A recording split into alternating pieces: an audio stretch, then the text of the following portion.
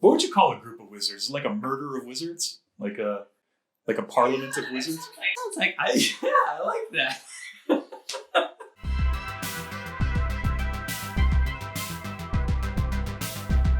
Welcome back to another review.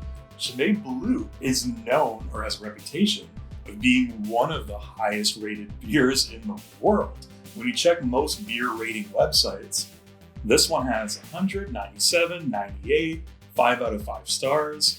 It's really, really highly rated, and there's good reason for why it's really highly rated. So guys, today we're going to be tackling one of the most famous beers you can find in terms of Trappist beers. We're going to be doing a quick review on Chimay Blue.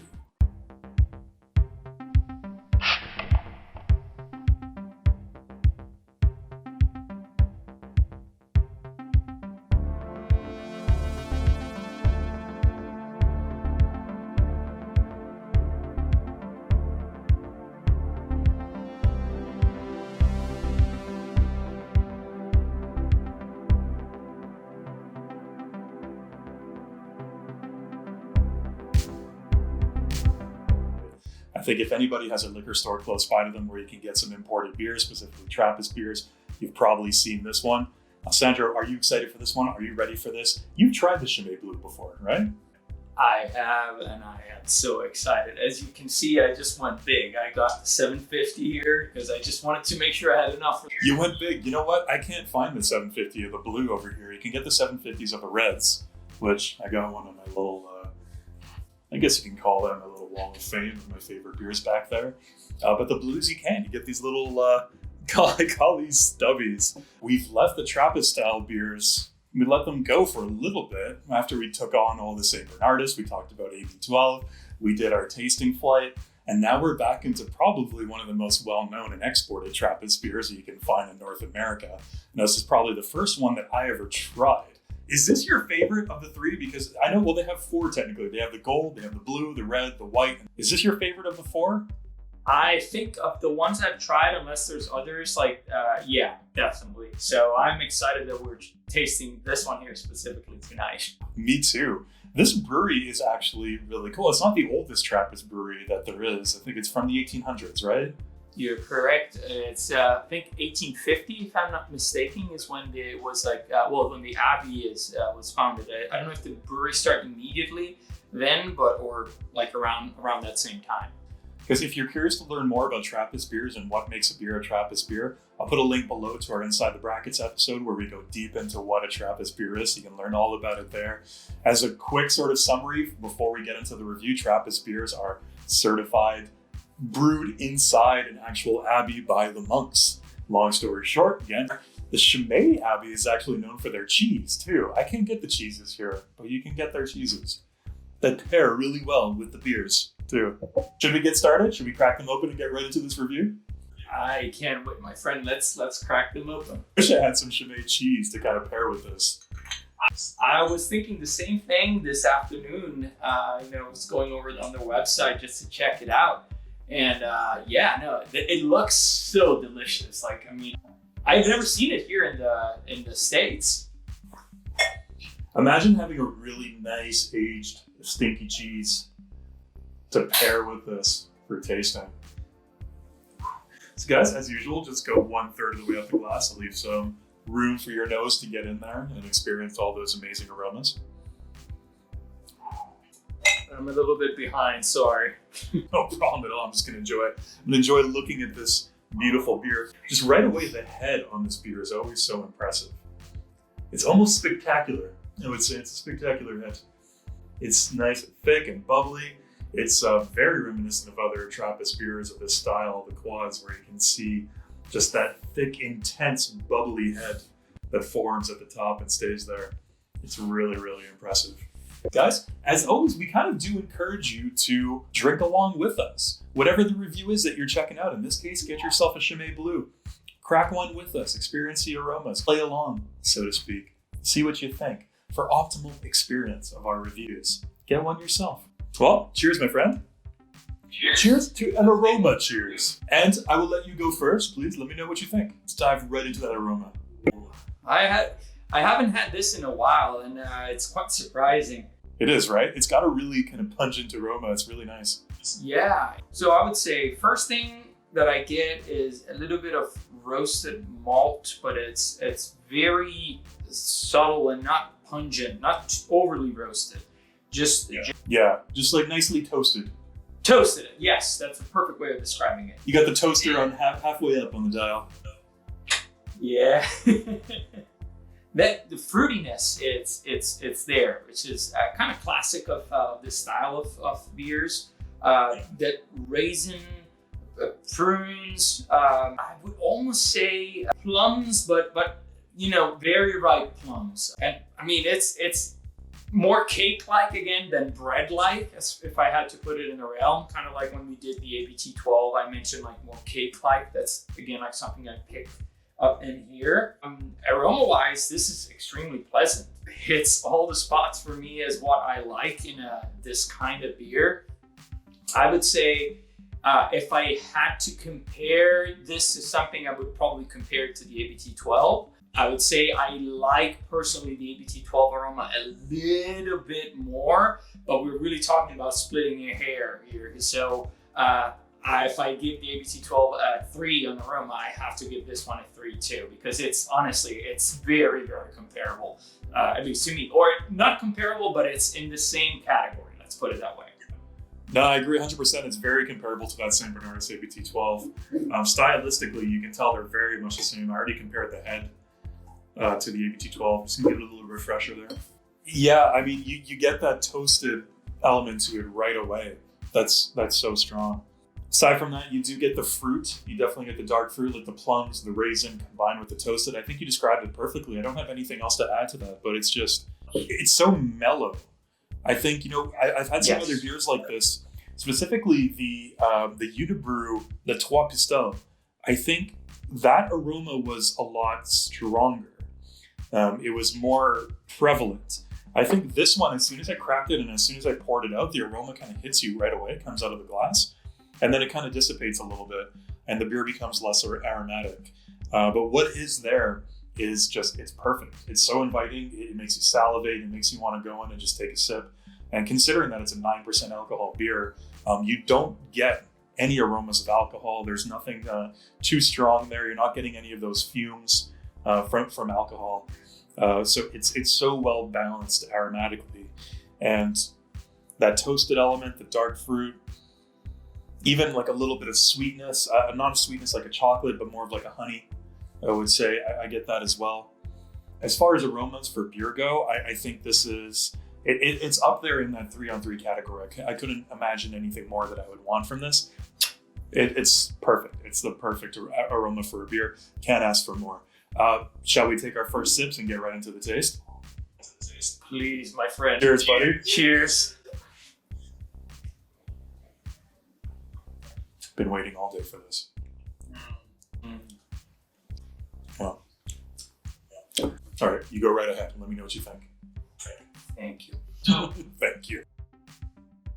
Thank you very much. And the thank you was for starting and getting the sip. Not yeah, I was going to ask, what's the thank you for? Is the thank you to the beer gods for supplying you with this delicious beer to drink this evening? Was it to me for letting you go Exactly. first? So many people to thank. So, taste.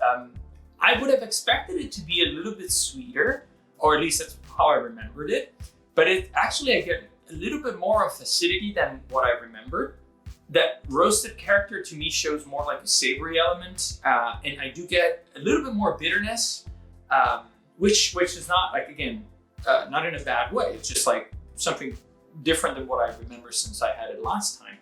I would say on the taste, for me, the fact that is bouncing back and forth like in this way very interestingly makes it a beer that I would like to try again, and it invites me immediately to go back and makes me really salivate. And whenever that happens to me, like I'm pretty content. So I don't know what else I could ask from it. So for the taste, I would go here with a 3-2. It's a great beer. Like it's really inviting me. I can't wait to take the next sip. So you know what? I agree with you 100% about the bitterness. It's every time I drink one of Chimay's beers, I always expect there to be more sweetness there, just because of the high alcohol percentage, because you're dealing with a Trappist beer of this style. You're used to getting that sort of caramel sweetness on the taste that you don't really get with this one so much, but I think that's part of its appeal. It's not overly sweet. I think that's the downfall for a lot of people with these really strong dark Trappist beers, that they're just that caramel sort of molasses flavor is really strong. And a lot of people don't like sweetness with their beer mixed together. Well, the people that don't like these styles, at least I should say, don't like that sweetness element. But this one in particular, I think from what I remember, and we'll have to review it to make sure, but I remember that their red is a little sweeter. And I could be completely wrong on that, but I think it is. And this one is a little bit more bitter and clean. That will require a review of the red. I think it will require a review. Important task. You definitely do get the sweetness though. The first thing I get when I take a sip is that dark fruit, the prunes, the raisins. That's the first thing that I get. I at least don't get any of the roasted that you get in the aroma. So I get a lot of that dark fruit in the taste right away, and then bitterness, and then it's just gone. And it's so clean. It's so well balanced. You know what? It's nitpicking. I think for me, this is it's like a 2.8. I feel like there's a little something missing for me for it to be perfect, for it to be something that stands alone as its own unique beer that has its own unique taste that just hits every note. It's going to get a 2 on 3 for taste for me, but it's I've done this before, an extremely high 2 on 3. And there's something missing. It might be just there's a little bit too much of the bitterness. I'd like one other taste element in there. Something to play with a little bit of sweetness that's there in the bitterness to round it out a little bit more, to be like perfect in my eye. So it's a really, really high 2, but a 2 on 3. Mouthfeel. This one's got a pretty potent mouthfeel. So what do you think? So mouthfeel, you've seen it taking a few sips. Again, like to analyze it a little bit. I'm a little torn here because the carbonation is there and it's very pleasant. I do get that initial refreshing elements from that carbonation, but then it kind of like fades a bit away like pretty quick. And I feel like that there's a little bit missing in the middle. It's almost like you get the carbonation and then boom, it transitioned into that like alcohol warming sensation, which it's not a bad thing. It's just like, I feel like compared to other beers and to my liking that I've had, it's kind of like all there and then all down to the alcohol. So which is not unpleasant. Again, when it hits the alcohol, it's not unpleasant in an unpleasant way, just a warming and very nice finish to it. But there's something missing there in the middle for me to put it into the great category. It's definitely a 2. I was debating, should I put it in 3 or 2? And I think that's probably where I'm not finding that element that is pushing it up to a 3 for me for mouthfeel. Yeah, you know what? I agree with you 100%. I don't mean to sort of piggyback on what you just explained, but I think you described it perfectly. Like right away, you get this burst of carbonation and you get this burst of feeling on your tongue that just kind of disappears right away. And then you just have the alcohol, the kind of like the bitterness on your tongue and a little bit of burning from the alcohol that's just left, and not in a bad way, but it just goes really too quickly from the carbonation that dissipates right away to the alcohol. It'd be nice if there was another element there. Maybe if the carbonation stuck around a little bit more, maybe if there's a little bit of sweetness that stuck around on your tongue after, or if it was a little bit silkier. But it just goes straight from intense carbonation to bitter, which is interesting. It's really good, but I would like you said, I'd like to see something else there. So it's a 2 on 3 for me as well. Moving from mouthfeel to finish though, this one has an interesting finish. What do you think about that? I'm gonna have to refresh. Sorry. Yeah, no problem, man. I'm running low and I don't wanna incur into the problem of not having enough beer in the glass. I think it's just quality. You know, we don't wanna upset like the beer gods. We do not want to upset the beer gods, who we've already thanked multiple times throughout this video for giving us this wonderful beer tonight. All right. So, finish. I really like that warming feeling that the alcohol has.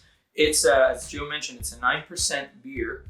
It doesn't feel like it. It's a very gentle. You can feel that it's a high alcohol beer, but you wouldn't tell that it's a 10. It's close to 10. It's 9% beer, not at all. but you can feel like that warming feeling, like very, very nice that goes down. So that's a great element for me for the finish. It's a really good winter beer. Yes, absolutely. This is a perfect beer to just have there, like come inside after like being in the snow and it's cold outside. After you're skiing. sitting there, you have this delicious beer, just warms you up from the inside. It's fantastic.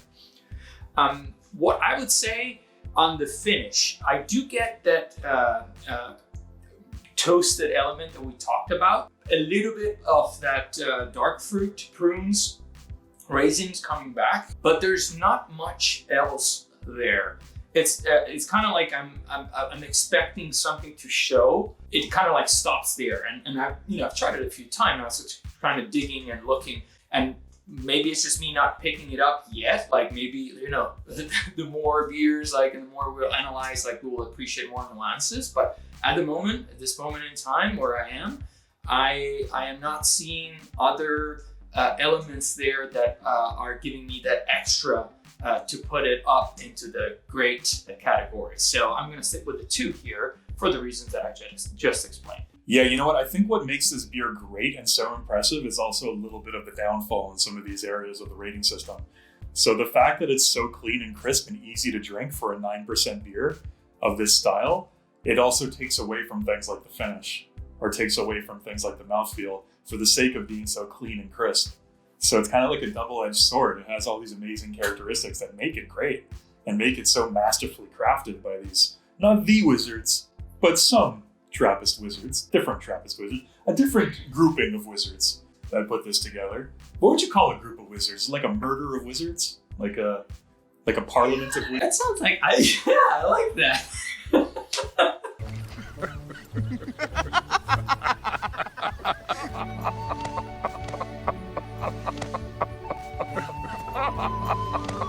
No, what's the plural? Look that up and let us know in the comments. What's the plural for? Is it like wizard, wizardi, wizardess? I don't know. A group of wizards. I love it. I don't know. I don't know. We'll have to find out. If you guys know, please write it down here.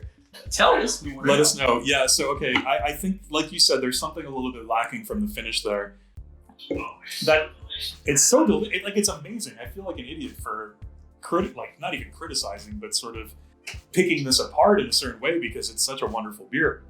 But I would say, I didn't mean to interrupt, but just to say, like, it's, this is our almost like our moment with the beer. So it's not that we're just trying to understand like what we like and what we don't like about it. And I got, as Joe said, like, we invite you to do the same. It's not that we're criticizing it. We're just trying to understand what we like and what we don't like about it. And this way, we next beer that we try, we will be able to compare it and have a better understanding of it. Exactly. I mean, all these beers we're talking about are all beers that we love. So it's different levels of loving. So yeah, back to that. I think it's, you get the toasted element that's back from the aroma that wasn't there in the initial taste. You get that in the finish after. And then there's the bitterness. You get the alcohol and you get that warming feeling that you mentioned, which is really nice. But I would like a little bit more taste in the finish. I would like a little bit something there. But again, the lack of that is what makes it so easy to drink for a 9% beer. So if it wasn't a 9% beer and it wasn't so masterfully crafted, I think it would get a 1 on 3 on the finish just for what it's lacking. But because it's so wonderfully balanced and because it all comes together so well, it's going to get a 2 for me as well. So that brings us to the overall. Now that we've gone over the 4, what do you think this is as an overall for you? So I was thinking about what you were saying. I think that you picked up something that I was kind of thinking about, but I didn't really could put my hands on. And you said like the lack of some of those things are what makes this beer very unique. And I have to agree with you because it's very difficult. And I don't think that I've had another beer that can be so rich and dense on taste and aroma, but at the same time have such a clean and almost like crisp-like finish. Which again, like for me, is more something that normally like I don't necessarily like in this kind of beers. But I have to acknowledge that it's an absolutely unique thing. So if you look at my, I've been 3, 3, 2, 2, where am I standing? It's kind of like right there in the middle, right? Well, towards the end, I have, because of this consideration, I'm going to lean more towards 3 as an overall experience, because you know what? Sometimes you might be in the mood for something that is just like, you know, rich and has a lot of character up front, but then like dissipates very quickly. So yeah, that has a place there as a great beer in the overall picture for me. You know, I agree with you 100%. And for me, it's the same thing. I think when you break it down to individual elements like finish, like mouthfeel, like taste, there might be some areas where you can think just individually on that, it can improve. But that's part of what makes the beer what it is. And as an overall experience, this beer is a 3 on 3. I think if you're going to classify it in the top beers, it's up there for a reason. All right, so tallying up all those scores, and guys, if you're curious about our rating system and how this all works, I'll put a link down below. For myself, that came out to, I gave it 2 3s and 3 2s. That comes out to a solid 4 on 5, which in our rating system is an excellent beer. To be honest with you, I thought it was going to get a little bit higher on 5. It's interesting to see how it lost a little bit on the mouthfeel and on the finish. Really interesting to see. For Alessandro, it was a little bit higher. He gave it 3 3s, 2 2s. That comes out to a 4.33 for him on 5, which is outstanding. Outstanding beer. I am not shocked. This beer is fantastic. Anybody who's ever tried it before, anybody who knows a little bit about Trappist beers obviously knows about Chimay. It's one of the most popular ones out there for a reason. Guys, by the way, I implore you to click below and watch our Inside the Brackets episode going deep on Trappist beers. What are Trappist beers? If you're not sure what we're talking about, click there to learn all about it. Thank you guys for joining us. Alessandro had a great time as always. This beer is just fantastic. This was great. Cheers, my friend. Don't forget to close the beer brackets. Do not forget to close your Trappist beer brackets. Maybe open them with a lighter one, like a triple, and then close with a quadruple, something nice in between. Why not? You be the judge. Cheers, guys. We'll see you next time.